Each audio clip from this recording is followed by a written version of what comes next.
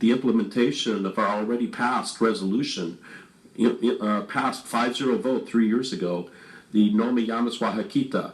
Unfortunately, there's two provisions of that, along with the message of not bullying indigenous peoples, and we have quite a large community now in Oxnard, but the two provisions are a committee that will address those issues or other issues, and also a curriculum that addresses the indigenous communities in our schools. And again, this is our population. We're teaching to children that they bring their culture with them. They bring their past histories with them. And, teachers spend time scaffolding all the time. Let's acknowledge when the child walks in that their culture is worth something too. And maybe if we can compare, history with, by the way, at the same period of time, this was happening to your people in this period of time. We need to connect with our students, and we already passed the resolution. I'd like to see a report and an implementation of that. Trustee O'Leary, we'll go ahead and share some of that information. The committee has been formed. We established a positive behavior committee, and in their initial meeting, they set out to look at a resolution 1133 on the No Me Llames Oaxaquita. In addition to that, they've established a subset committee specific to Resolution 1133 that will be meeting on January 25th.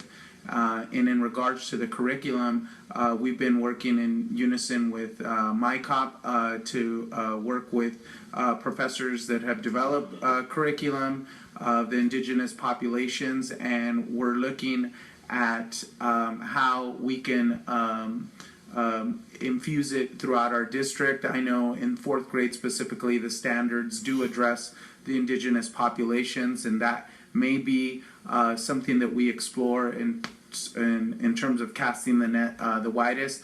But Ms. Freeman is working on that. So I'll go ahead and share some information with the board in the future in more detail with it. But I want to let you and the public know that Resolution 1133 is being implemented.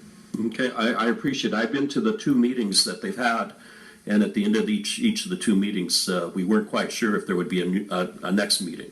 So yes, and 3 years is quite a long time, but hey, I'll take movement. But I'd like to get a report on this. Plazas comunitarias. One major component that was talked about today was family and community, parent involvement.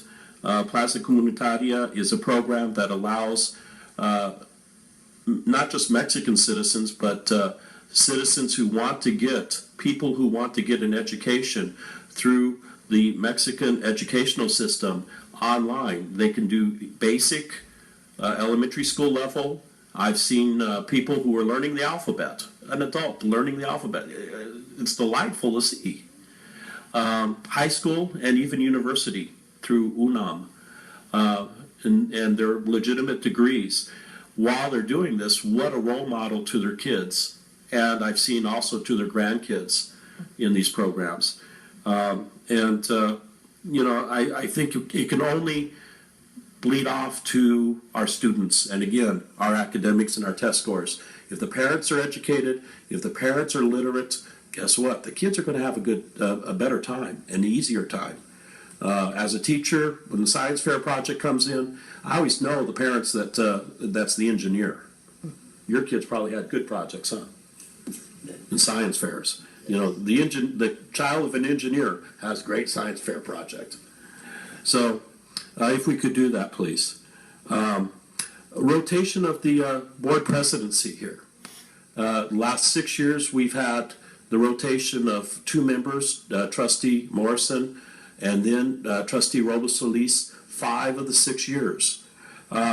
It's the board discretion. Al Duff goes with the other 2, and so be it. That's democracy.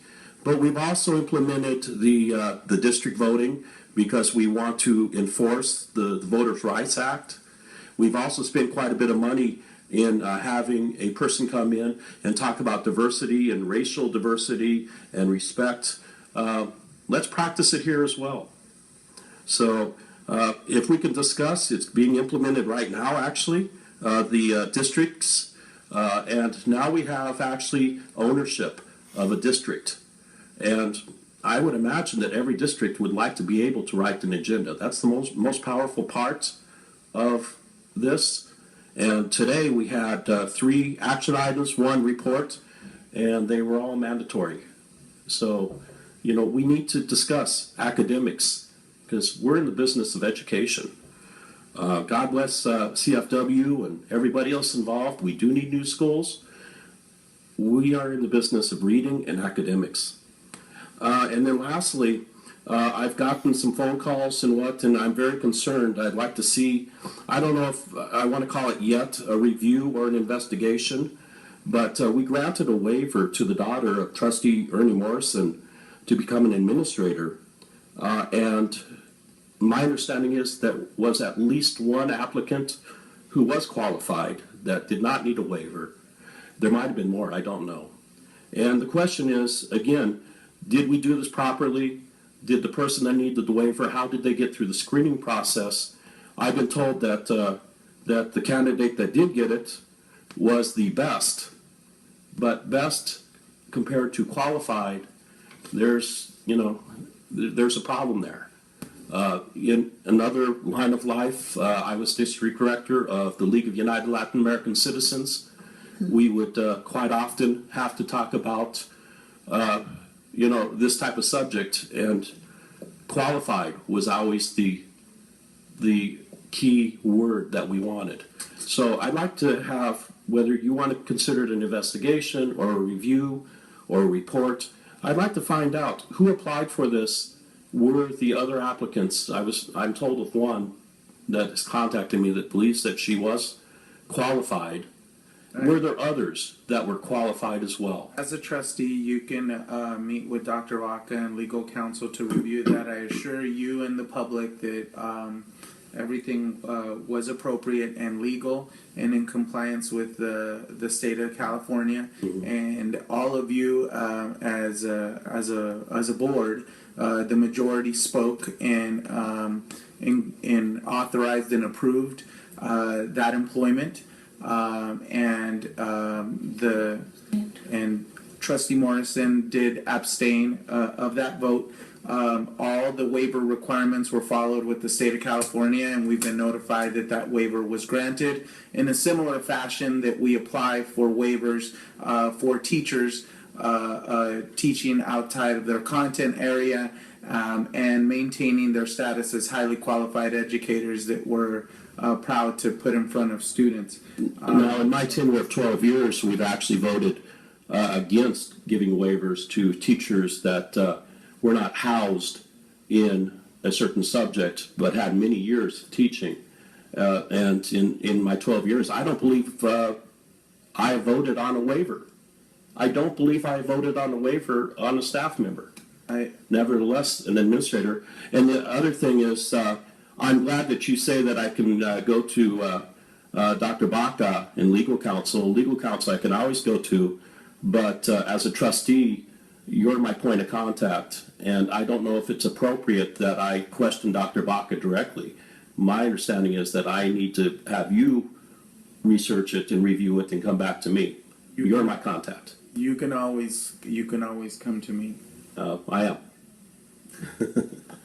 Thank you.